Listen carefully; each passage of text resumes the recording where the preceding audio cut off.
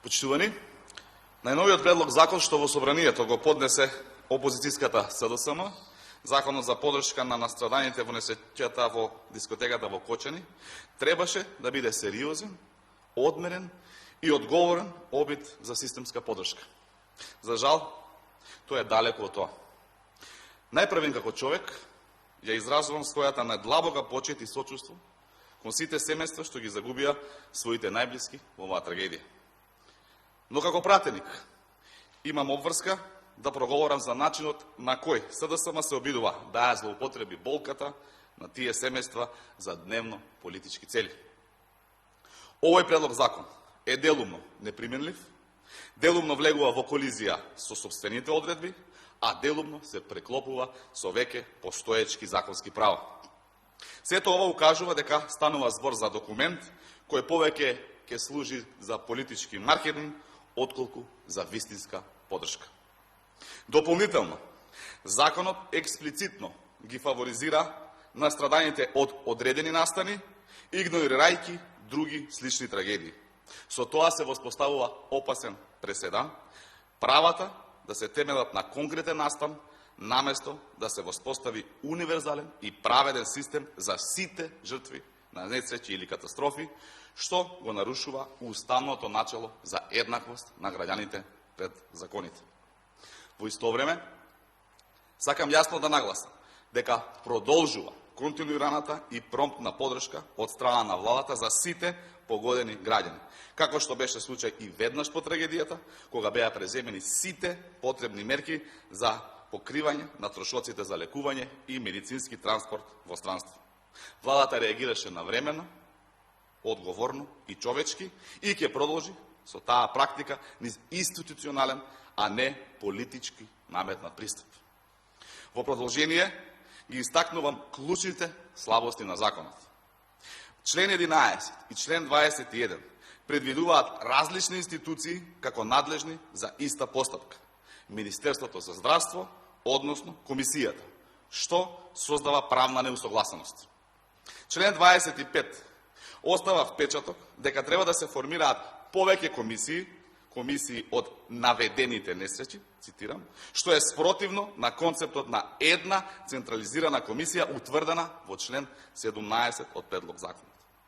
Овој предлог закон предвидува финансиски надоместоци, но нема никаква анализа за бројот на корисници, ниту е наведен извор за финансирање од соодветна програма од буџетот.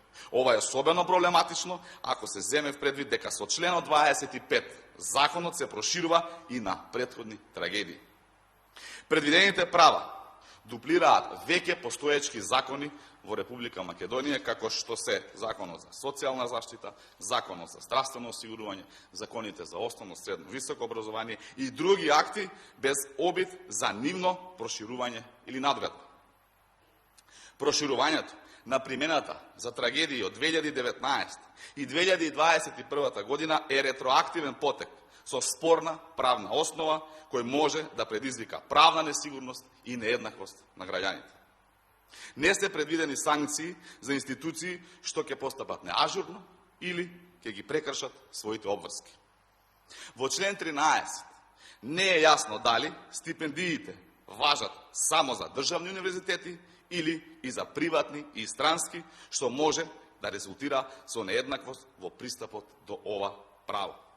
Не е дефиниран механизам за утврдување дали некое лице веќе примило поддршка по друг основ, ниту на кој начин ќе се пресметува разликата согласно новиот закон.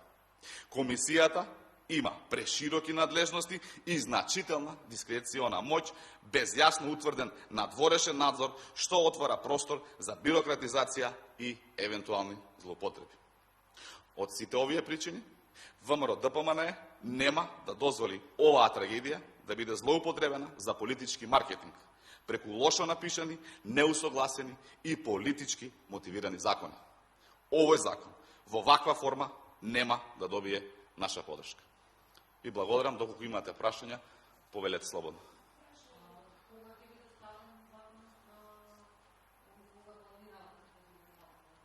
На денешната седница веќе е ставен. Дневен ред. 48.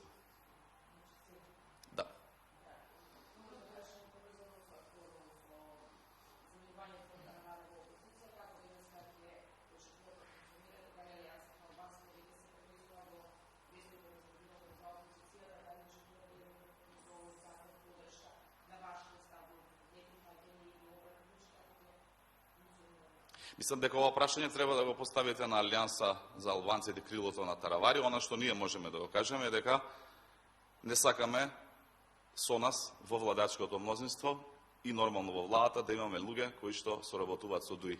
Уште пред изборите, јасно и недвосмислено ветивме пред граѓаните дека ДУИ ќе оди во опозиција и дека за ДУИ следува време на одговорност за сите криминали кои што ги имаат правено изминатите 20 години.